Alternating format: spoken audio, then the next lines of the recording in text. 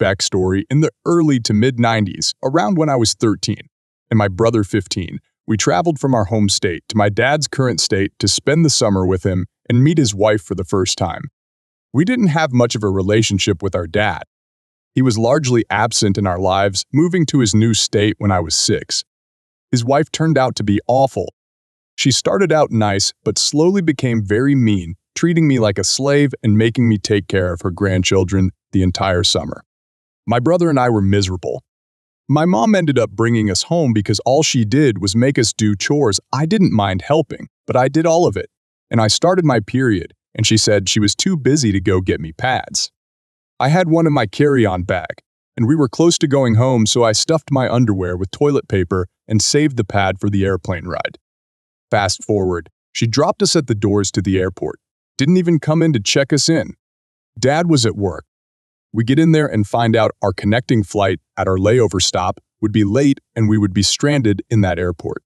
Brother called our mom from a payphone, and she called my dad's house where his wife informed her that she knew this. The airport had called her, but she was too busy with her grandkids and didn't have the time to deal with us, and we would have to figure it out. I started crying and told my mom I would rather sleep in the airport than go back to their house anyways. A very nice couple and their children saw me crying and came over to help. They were on the same flight as us and had worked it out to get a flight to an airport 3 hours from our house. They helped us get on the same flight and stayed with us till they were able to hand us over to our mom and stepdad, wonderful man. And they drove us home. I still have not totally forgiven my dad for not only letting her treat us like shit, but staying with her after she abandoned us in an airport when I was only 13 years old. But for my grandparents' sake, I have been civil with him. I will never speak to her again, though. I had the opportunity to tell her how I felt when she tried to friend me on Facebook, and that is the only time I have spoken to her in 31 years. I like to send greeting cards and would send some to my dad every once in a while. I always only addressed it to him. She got butthurt and complained to him about me not addressing her in the cards, and he in turn complained to my grandma, who complained to me. I said, fine, guess I am not sending him cards ever again. And I haven't. I can't believe she feels so entitled and delusional as to think she should get cards from me after she abandoned me and my brother in an airport far from our home. Grandparents are both dead now, and I don't think I will ever see him again. He texts me from time to time and I will answer it, but I do not go out of my way to speak to him. My stepdad walked me down the aisle and my kids called him Grandpa. A few years ago, I got hired on as a general manager for a small corporate chain specializing in ice cream. They weren't doing well as the pandemic had just ended and they needed someone to boost their sales. I was hired on with the promise that once I doubled the sales of the store, I'd get a substantial pay raise. I hit that goal 5 months into the job. During my 6-month evaluation, I was given a small raise, not even half of what I'd been promised. I was told that the store was still catching up, so they couldn't afford the raise they'd previously quoted to me. If the store continued on its upward track, I'd get my raise at my 1-year evaluation. Yeah, no. I started looking for other jobs and stopped going above and beyond in my duties. The assistant manager I'd hired noticed and took up the mantle, secretly going to my boss to get my job. After a month, it worked. They were going to demote me and promote her to GM before I quit. A few months later, a friend sent me a screenshot of a post on Facebook where a girl was warning people not to work at that shop because they won't pay you. I reached out to her, found out she hadn't been paid for a week's worth of work, and the GM old and wouldn't do anything about it. The corporate number wasn't publicly listed, but I still had it saved in some emails, so I gave it to her and told her she ought to let corporate know about what's going on in that store. The store was shut down by the end of the next week. It was closed for a month before having a grand reopening with new owners and management. I got revenge in a 2 birds, 1 stone kind of way. For reference, I am a single 28-year-old mother that has a 10-year-old son. My son's dad and I share custody, and he helps me most of the time that I travel for work. However, lately my mother has complained about the fact that she has to watch my son sometimes while I go to work. She sends me angry texts saying that she's a free babysitter, free maid, etc. Years ago, I used to pay her for her help, and she's always lived with me for free, ever since I started working at 18 when she lost her own steady job. It was the final straw for me hearing that from her recently, and I lost my shit. So I gave main custody to my son's dad and am now paying him back the child support that he gives me every month. For the past 10 years, she has never held a steady job, and I've had to cover rent, utilities, phone bill, etc. This month, she started a new job. I also offered her a part-time job with my friend's company for $30 an hour. All I asked is that she gives me $400 a month to help with the bills, especially since now I'm no longer receiving child support. She told me that she was just going to live out of her car and she turned down the part-time job. This morning, I told her to leave and took her key. We have tried family therapy, but it's expensive for me to keep up with every session. I'm feeling hurt, but also relieved that I don't have to deal with her shit. However, I feel bad that she's in her car in 40-degree weather. It's not the first time that she has done this, and I'm really stuck on what to do.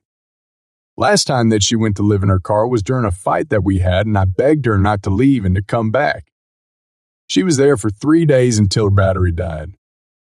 This time, I let her go since I'm so tired of her shit. The only thing that we fight about literally all the time is finances and how much she hates taking care of my son while I work. And apparently, she's living in her car now. I had a problem with my neighbor for so many years. He terrorized the area. He was a drug addict and dealer, which is his business, but don't make it my issue. Thus, we always had unsavory people popping up, breaking into houses' cars, stealing packages, etc. I know it's to do with him because he had previously admitted that it was his friends doing it, and I've seen CCTV from other neighbors showing his friends damaging cars, etc. He's stolen bank cards that came in the mail, makes the most obnoxious amount of noise that wakes me up, and his friends' sounds almost always ring my bell in the dead of night, around 2 or 3 a.m. I've shouted at them so many times and have argued with him too. My neighbor has also been in prison multiple times for various things, including very serious crimes. So he would do well to keep his head low as a free man, you'd think. We live in a house converted into apartments, where there are 4 apartments and a main area downstairs to walk throughout. Where mail goes, he always leaves the main door open, which I'd ask him not to, so his friends can come and go. Sometimes they'd kick the door down and trash the area. Whenever I'd get a package, I wasn't home.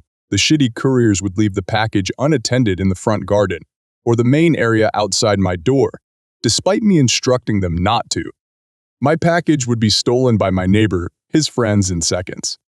This went on for years, and when confronted, he'd deny it, but I knew it was him. Other 2 apartments are old people who I am friendly with, who also dislike him. The issue is, I never had any proof.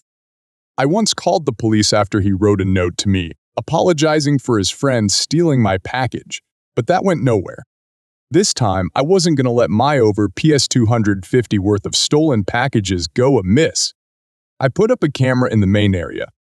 I saved the boxes from some other packages and placed an apple and some plastic bags in there for weight, set them outside, and within 5 minutes, they were stolen by his friend who hadn't seen the camera. Gotcha. I called the police, commended me on my setup skills, and they came over, but by the time they did, the guy had left the building, packed bags that were definitely filled with drugs to sell. They told me they'd look out for him. A few weeks later, I got a call from the police about it. I also tell them I'm absolutely certain he sells class of drugs and has been terrorizing the area. They told me they'd pay me a visit. 5 days go by, and at 7 I get a call from the same officer asking me to open the door quickly and quietly. I do, and she tells me to go inside, but not before I see about 15 plainclothes officers hiding behind a wall. I look through the people, and they all storm inside, boot down his door, and arrest everyone inside. It was basically a crack house, as well as seize boxes of drugs.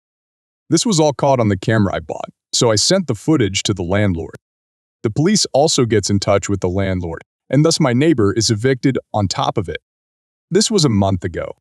None of his mail has been picked up, and I'm getting a lot of joy out of this. Moral of the story: keep your hands to yourself. I previously posted about my neighbor who kept stealing my packages, so I set him up.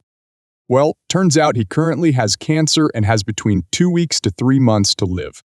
Our housing officer came over to tell us quite jovially that just as he had a court date set to evict him officially, he received the news that he is dying. Apparently, it all happened pretty fast. He was undiagnosed while living here. My guess is that the copious amounts of hard drugs took a toll on his body. So that's the end of that. I do feel for his family. But other than that, so this story takes place in a developing country in Southeast Asia. A lot of countries around there have corruption in every industry, and police are no exception. Some policemen can essentially be gangsters with a badge and gun. They also make a lousy salary, so that doesn't make things better. It's a common occurrence that corrupt traffic police will go fishing for people who commit the smallest of offenses and essentially force a bribe from them or make their lives hell as a consequence. This is actually more of the tame side of the corrupt police. God help you if you're a teenager with a car, because then it will feel more like a shakedown. And if you're a teenage girl without your parents present, then, well, the stories I have heard have just been awful. Yup, exactly what you are thinking has happened to those poor girls, and much worse. My father is an expat from the UK, and so is a foreigner. I am of mixed race. This is important because one day he gets stopped by a traffic officer. He tells my dad that he broke a red light's pulse, and that he could have him sent to the station to be processed and sort out the fine, or in his words, we can take care of the problem right here, right now. My dad has had enough of these shakedowns, and one day it just clicks that if he's a foreigner from the UK, then the police would have an absolute nightmare of paperwork to process him. Since they're crooked, lazy cops, anyway, he figured that paperwork for an expat is the last thing they want to do. My dad looks at them and says, No, you are right and I was wrong. I'll pay the ticket and accept the repercussions. They look baffled and try to tell him that the process will be very long for him and a huge hassle. My dad stands his ground and says he has time and will happily go with them to the station. Eventually, they give up and tell him to just drive safe. Now, my dad uses that tactic every time he has to deal with a dirty cop. On a side note, if you are a foreign woman traveling in Southeast Asia, be sure to remember that police in the wild are just as dangerous as anyone else. Don't trust them and just trust the people you travel. Last week, I went to a flower shop with my mom to buy some plants and supplies since I'm decorating my room and we're improving our garden. In this shop, most plants are outside in the sun, and you can get a small container and put all plants you want to buy inside, then go inside the store to pay. All the plants have names and tags with the price, and this is one of the oldest flower shops in the city. It's also the cheapest, that's why we shop there. My mom had ran into an old friend when she went to pay for the plants she chose, and I knew she was going to take some time to go back to the car, so I decided to continue looking at the plants outside to buy more for my bedroom. I was dressed in casual clothes, just jeans and a black shirt, not at all similar to the yoga pants and white t-shirts with the name of the store all the staff was wearing. It's summer here. I was the only one outside, and I was holding the container I was going to put the plants into to take inside. But I wanted to take my time to research each plant to know how to care for it before buying. I'm mentioning this because I want you to understand that I absolutely did not look like I worked there. Suddenly, a woman approached and started looking at the tags in each plant. I didn't take a good look at her since I was focused on my phone while I searched how to care for dumbcane plants, but she seemed to be older than 35 and younger than 50. I'm not good at guessing ages. I heard her say, "Is this the price for the desert rose? That's so expensive." But I didn't look at her because if she wasn't talking to me, I didn't want to intrude. And if she was talking to me, I'm autistic and I don't understand small talk, nor do I know how to do it, so I don't engage in it. She made a few other comments about the price of the plants, but I just stopped listening to focus on my phone. A few minutes passed and I gave up on buying the dumbcane plant because I would have to buy a big pot and support for it, and I didn't have that money at the moment, so I move on to get some herbs that were missing in our garden when I heard how much is this. Again, I ignored it, mainly because I didn't work there, but there's no response for a few seconds. When I look back, she's looking at me mildly annoyed while holding a plant. I say, "I don't know, I don't work here," and turn back around. I heard her say, "Oh, okay," and just stand there. I chose my herbs and went inside to pay while she was still outside holding the plant and looking around, as if waiting for something. That was when I realized that she was being rude, talking about the price of the plants while thinking I worked there. The audacity. Thinking of this made me very annoyed, but nothing that I could do there. After paying, I went outside to put everything in the car, and she had left without the plant.